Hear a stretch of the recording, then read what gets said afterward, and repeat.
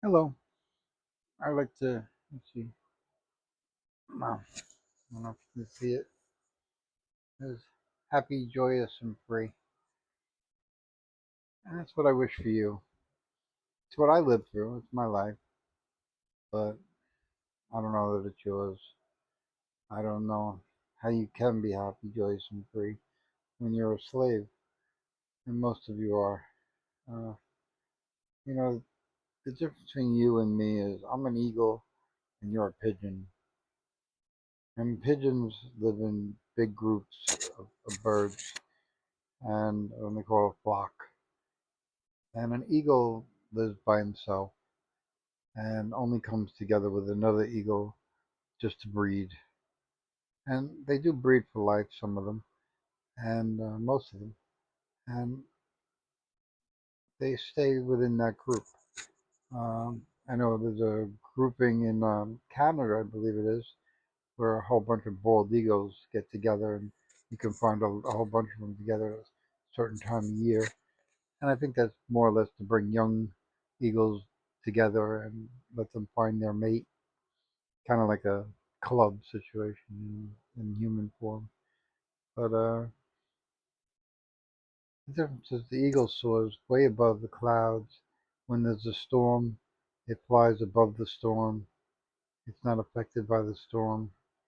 And pigeons are affected by the storm. They cannot fly that high. They stay in a group, so there's safety amongst numbers, and sort of like fish and a shark. A shark swims alone, and the little fish all swim in a school, and that's how they stay alive. The shark can't get them all. So, uh, and the point of that is that if you're a pigeon, there's only certain things you can do or expect. And the one thing I'm not seeing anymore, and I'm sure you noticed it too, is that I don't see any MAGA hats. The pigeons that wore the MAGA hats are not wearing them anymore because they're afraid. Not that they don't, they still support them, but they're not afraid. They're not brave enough to walk outside with a MAGA hat by themselves. It's too dangerous. It's too risky. Like a pigeon, and they're afraid of being attacked. And and I want to say the difference between a weed and a tree. Some weeds they grow big enough to be a tree, and some people look at the weed and they say, "Oh, that's a tree," and it's not a tree; it's a weed. And it grew pretty big for a weed, but people would think weeds are small, and they're not. Not all of them. And like a redwood takes 300 years to grow to be a redwood, and it starts out small.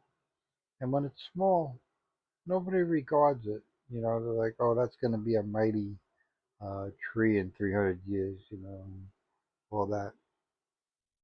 They just regard it as just a regular tree in the forest. And then one day it's the biggest tree they've ever seen. And it just like seems to be like overnight that it turns from being just a tree to being the biggest. But the weed grows fast, and it could be a season, one summer season, and all of a sudden you got a tree where there wasn't one, and it grows really fast. And the difference between a redwood and a weed is that a weed is easy to cut down. You can cut down a weed with a machete. You can't cut down a redwood with a machete. There's no way of cutting it down with a machete, you know. And I bring that back to Trump because Trump is like a weed. Trump grew out of nowhere. He came from nowhere, and all of a sudden he's this mighty thing in the backyard, uh, and if you cut him down, you have all these other weeds you have to deal with, which is a MAGA people.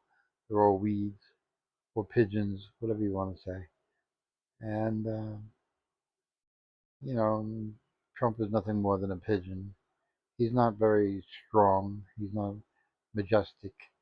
He's very sensitive to criticism. He's attacked comedians and like Jimmy Kimmel and Colbert because he can't handle criticism or jokes about him. Uh, the dinner in Washington, correspondence dinner, was canceled because he had a fake assassin cancel it because he couldn't handle jokes. Obama crushed him with the jokes Obama did about him during one other correspondence dinner. And he has a thin skin, and that's what makes him a pigeon. That's what makes him a weed, because he can't handle it. And as an eagle, as a majestic eagle, they can handle. They go after some pretty big animals, like a deer, or some eagles can take down a deer, and you wouldn't think they would be able to, but they are, and they do, and they're very capable. And Trump is not that. Trump is a pussy. He's a wimp, and you know, he would give in like you know President Xi of China said some very harsh things to Trump, and that's why Trump was muted. Trump had nothing to say until he got back on Air Force One and was heading home. But when he was in China, he was very quiet, very somber, and he was scared to death. Because I'm sure Xi told him, if you don't do what we say, we're going to kill you. And they will. And so, it's just, he plays a tough man on TV, but that's why he's just an actor. He's a he's a he's a mouthpiece for the deep state. He's a mouthpiece for the billionaires. He surrounded himself with billionaires at the inauguration, and they own him. They put him in that spot so he could be inaugurated. The billionaires did that, you know. So they own the country, and they're doing what they want with this country, and they're cutting it up like you would cut up a piece of steak, and giving everybody at the table a piece, and no one's complaining because they're getting a piece. So it's hard to complain. It's either they get a piece or go hungry, and they don't want to go hungry. So, and none of the billionaires are eagles either. They're all pigeons as well. They act like tough pigeons. Like some pigeons, if you see them, they act tough, but they're not. As soon as you step towards them, they fly away, and that's what they are. They're not eagles. I'm an eagle. I am tough, but I don't act tough. But I've taken on some of the biggest characters like Bill Gates and Clinton, and I went right for the jugular. And I wasn't kidding. I was trying to end them, and for good reason. And as you can see, I wasn't wrong. So it's just, uh, and people, they try to like I'm authentic, and I think you can tell that I'm authentic. I am who I am, and I don't claim to be something I'm not. And a lot of people try to fake authentic, being authentic. They want you to think they're authentic. Like a Trump, he wants you to think he's authentic, but he lies every time something comes out of his mouth, and that's not authentic. If you're making up stories as you're going along, that's the opposite of authentic, and that's what he does. We're still in a war with Iran. The strait is still closed, and that's not going to change.